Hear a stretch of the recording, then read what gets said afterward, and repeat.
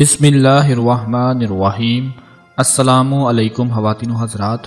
اللہ پاک فرماتا ہے کہ کھاؤ ان چیزوں میں سے جو ہم نے تمہیں پاکیزہ چیزیں عطا فرمائی ہیں، اور ان میں حد سے نہ بڑھو ورنہ تم پر میرا غضب اترے گا، اور جس پر میرا غضب اترا تو یقیناً وہ ہلاک ہو گیا۔ ناظرین، رزق میں سرکشی کرنے والوں سے مراد وہ لوگ ہیں کہ جنہیں اللہ تعالیٰ نے بہت زیادہ رزق عطا کر رکھا ہے اور وہ اپنے رزق میں حد سے تجاوز کر جاتے ہیں، یعنی کھانے کی اتنی مقدار منگوا لیتے ہیں یا تیار کروا لیتے ہیں کہ جو ان کی ضرورت سے زیادہ ہوتا ہے، پھر وہی کھانا جو بچ جاتا ہے کوڑے کے ڈرموں میں پھینک دیا جاتا ہے، جبکہ اس وقت کتنے ہی لاکھوں لوگ جو کھانے خوراک کی کمی کی وجہ سے بھوکے مر رہے ہوتے ہیں۔ ناظرین، ایک عربی شخص نے اپنے پڑوسی کو عصر کی نماز کے بعد کوڑے دان میں سے کچھ نکال کر اپنے گھر جاتے دیکھا تو اس کو یہ اندیشہ ہوا کہ شاید یہ شخص محتاج اور تنگ دست ہے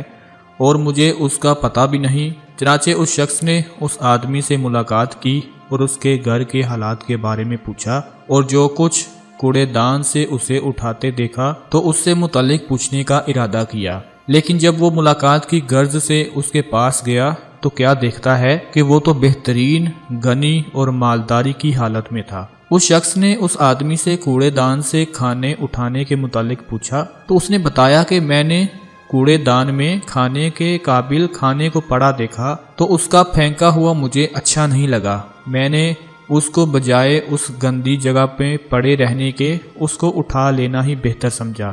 پھر اس کوڑے دان سے وہ کھانا اٹھانے والے اس آدمی نے بتایا، اس نے اپنی کہانی سنائی، اپنا ایک چھوٹا سا قصہ سنایا کہ اس نے ایسا کیوں کیا۔ وہ کہتا ہے، ایک دفعہ میں فاقہ کی شدید حالت سے گزرا، نہ میرے پاس کوئی پیسہ تھا اور نہ مجھے کوئی کام مل رہا تھا۔ میں صبح کام کی تلاش میں نکلتا اور رات میں کچھ کام نہ ملتا تو گھر آ کر سو جاتا۔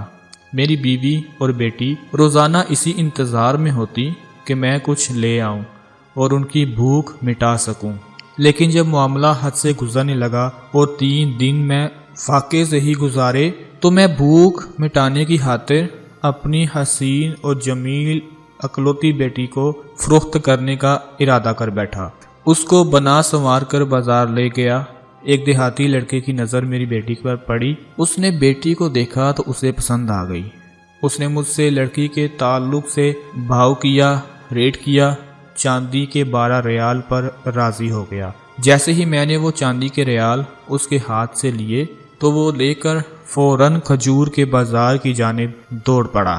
پیٹ بھرنے کی خاطر کھجوریں خریدی اور ایک کولی کو اس کے اٹھانے کے لیے خرید لیا۔ بھوک کی شدت کی وجہ سے مجھے اس کے اٹھانے کی طاقت نہ تھی، میں وہ اٹھا نہیں سکتا تھا۔ میں اس سے پہلے ہی گھر پہنچ گیا۔ گھر پہنچنے پر پیچھے دیکھا تو کولی نظر نہ آیا۔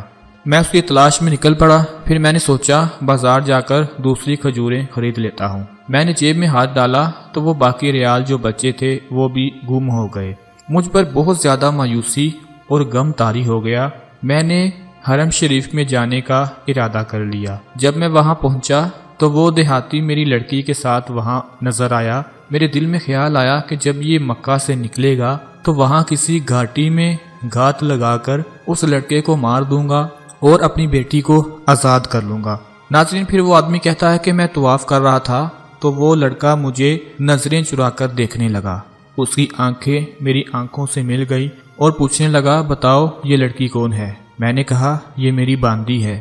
اس نے کہا، نہیں، یہ تیری بیٹی ہے، میں نے تمہاری بیٹی سے خود پوچھا ہے۔ اس لڑکی نے کہا، یہ میرے والد ہیں۔ تو لڑکے نے کہا، تم نے ایسا کیوں کیا کہ اپنی بیٹی کو بیچنے پر مجبور ہو گیا؟ تو اس آدمی نے کہا، ہم 3 دن سے فاقہ سے تھے، موت کے اندیشے اور ہم تینوں کی ہلاکت کے خوف میں نے ایسا کیا، اور جو رقم میں نے اپنی بیٹی کو بیچ کر تم سے لی تھی مجھ کو اس رقم سے کوئی فائدہ نہیں حاصل ہوا۔ ناظرین، پھر اللہ کا کرم دیکھیے، جب کسی کی قسمت کا تالا کھل جائے تو اس دیہاتی نے کہا، اپنی بیٹی کو گھر لے جاؤ اور آئندہ ایسا کبھی مت کرنا۔ پھر اس نے ایک تھیلی نکالی جس میں 30 ریال تھے۔ وہ رقم اس نے اس آدمی کے ہاتھ میں تھما دی اور وہ کہتا ہے، میں بہت خوش ہوا، اس کے لیے اللہ سے دعا کی اور اس کے فضل و احسان پر اس کا شکر ادا کیا اور اپنی بیٹی کو لے کر دوبارہ جب کھجور خریدنے کے لیے بازار گیا تو مجھے وہ کولی نظر آ گیا۔ میں نے اس سے پوچھا تم اس وقت کہاں تھے؟ تم وہ کھجوریں لے کر گھر کیوں نہیں آئے تھے؟ اس نے کہا چچا جان آپ تو جلدی جلدی چل رہے تھے، مجھے تو راستہ ہی نظر نہ آیا، میں نے آپ کو تلاش کرنے کی بہت کوشش کی، آپ نظر نہیں آئے تو میں واپس چلا آیا۔ میں نے کہا وہ کھجوریں کہاں ہیں، وہ لے کر آؤ، ہم خود ہی گھر لے جائیں گے۔ ناظرین وہ آدمی کہتا ہے کہ مجھے بیٹی بھی مل گئی، کھجوریں بھی مل گئی، اور جب ہم واپس گھر میں داخل ہوئے اور وہ کھجوریں ڈالنے کے لیے برتن خالی کروایا تو وہ ریال بھی وہیں پر موجود تھے۔ میں نے دوبارہ اللہ کا شکر ادا کیا اور مجھے یہ علم ہو گیا کہ ہر تنگی کے بعد آسانی ہوتی ہے۔ پھر اس وقت سے یہ ارادہ کر لیا کہ ہمیشہ اللہ کی نعمتوں اور اس کے رزق کی قدردانی کروں گا، رزق کو ضائع بالکل بھی نہیں ہونے دوں گا، کیونکہ مجھے اپنی زندگی سے بہت بڑا سبق مل چکا ہے۔ ناظرین یہ چھوٹا سا قصہ سنانے کا یہی مقصد تھا کہ ہم رزق کی قدر کو جان سکیں۔ آگے آپ کو پیارے آقا کا ایک چھوٹا سا واقعہ بھی سنانے جا رہے ہیں تاکہ آپ لوگوں کو مزید اس بات کا احساس ہو کہ ہمیں کبھی بھی رزق کو ضائع نہیں ہونے دینا چاہیے۔ یہ واقعہ رزق کی قدردانی کے متعلق بہت ہی سبق آموز ہے۔ رزق کی اہمیت کا اندازہ صرف فاقہ اور بھوک کی شدت میں ہی لگایا جا سکتا ہے۔ ہو سکتا ہے آپ میں سے بھی بہت سے لوگ ایسے ہوں جنہوں نے بھوک پیاس سے فاقوں سے زندگی گزاری ہو اور آپ بھی اس بات کو مانتے ہوں۔ اس لیے رزق کی بے حرمتی اور ناقدری سے بچنا چاہیے، کیونکہ جس پر برا وقت گزرتا ہے اسے ہی اس بات کا احساس ہوتا ہے، ورنہ کوٹھیوں بنگلوں میں رہنے والوں کو اس بات کی کوئی پرواہ نہیں ہوتی، جن کے ٹیبلوں پر دن ہو یا رات طرح طرح کے کھانوں کا ڈھیر لگا ہوتا ہے اور پھر بچا کھچا کھانا باہر پھینک دیتے ہیں۔ نبی پاک صلی اللہ علیہ وآلہ وسلم نے اس بات کی تعلیم دی ہے کہ اگر کھانا کھاتے وقت کوئی نوالا زمین پر گر جائے تو اسے اٹھا کر جو مٹی وغیرہ لگ گئی ہو اسے صاف کر کے اور ضرورت ہو تو دھو کر کھا لینا چاہیے۔ ناظرین نبی پاک صلی اللہ علیہ وآلہ وسلم گھر تشریف لائے تو روٹی کا ایک ٹکڑا زمین پر گرا ہوا دیکھا۔ آپ نے اسے اٹھایا، صاف کیا اور کھا لیا، پھر فرمایا اے عائشہ عزت والے رزق کا احترام کرو، یہ جن لوگوں کے پاس سے چلا جاتا ہے دوبارہ ان کے پاس نہیں آتا۔ ایسے ہی ایک دفعہ حضرت سیدہ فاطمہ الزہرا آپ کو نبی پاک صلی اللہ علیہ وآلہ وسلم سے بہت زیادہ محبت تھی۔ ایک مرتبہ نبی پاک صلی اللہ علیہ وآلہ وسلم گھر میں موجود تھے۔ سیدہ فاطمہ الزہرا سلام اللہ علیہا تشریف لائیں۔ حضور پاک نے آپ سے پوچھا کہ فاطمہ کیسے آنا ہوا؟ آپ نے اپنے دوپٹے کا ایک پلو کھولا، اس کے اندر آدھی روٹی تھی۔ آپ نے وہ روٹی نبی کریم صلی اللہ علیہ وآلہ وسلم کی خدمت میں پیش کی اور کہا ابا جان میں آپ کے لیے اپنی طرف سے تحفہ لائی ہوں۔ پوچھا فاطمہ ایسی کیا بات بنی ہے؟ عرض کیا اے اللہ کے نبی ہم کئی دنوں سے بھوکے تھے، حضرت علی نے کچھ کام کیا اور آٹا لے کر آئے، میں نے روٹیاں پکائیں، ایک حسن نے کھائی، ایک حسین نے کھائی علیہ السلام، ایک علی نے کھائی، ایک روٹی سائل کو دے دی اور ایک روٹی میرے لیے بچی تھی۔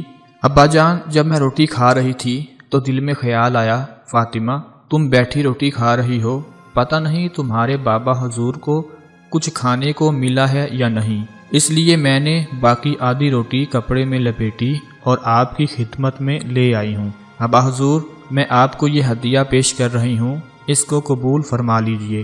نبی اکرم صلی اللہ علیہ وآلہ وسلم نے فرمایا فاطمہ مجھے قسم ہے اس ذات کی جس کے قبضے میں میری جان ہے، آج 3 دن گزر گئے تیرے باپ کے پیٹ میں کھانے کو کوئی لقمہ نہیں گیا۔ اللہ اکبر۔ ناظرین یہ باتیں سن کر رونا آ جاتا ہے کہ آج اللہ پاک نے ہمیں اتنی نعمتوں سے نوازا ہے لیکن پھر بھی ہم شکر ادا نہیں کرتے۔ حضور اکرم صلی اللہ علیہ وآلہ وسلم کی حیات طیبہ میں ایک ایسا زمانہ بھی آیا جب اسلام اور مسلمانوں کو شوکت عطا ہوئی اور مال غنیمت کے انبار چلے آنے لگے۔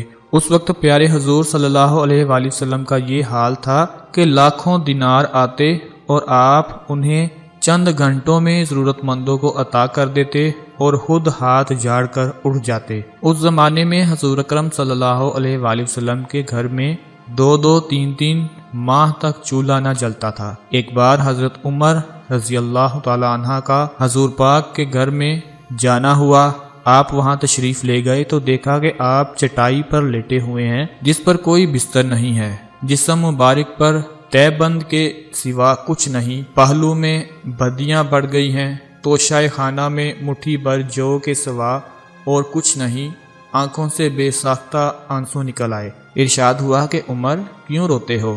عرض کیا کیوں نہ روؤں، آپ کی یہ حالت ہے اور کیسر و کسریٰ دنیا کے مزے اڑا رہے ہیں۔ فرمایا کیا تمہیں یہ پسند نہیں کہ ہمارے لیے آخرت اور ان کے لیے دنیا ہو؟ تو حضرت عمر فرمانے لگے جی ہاں یا رسول اللہ، آپ نے بالکل سچ فرمایا۔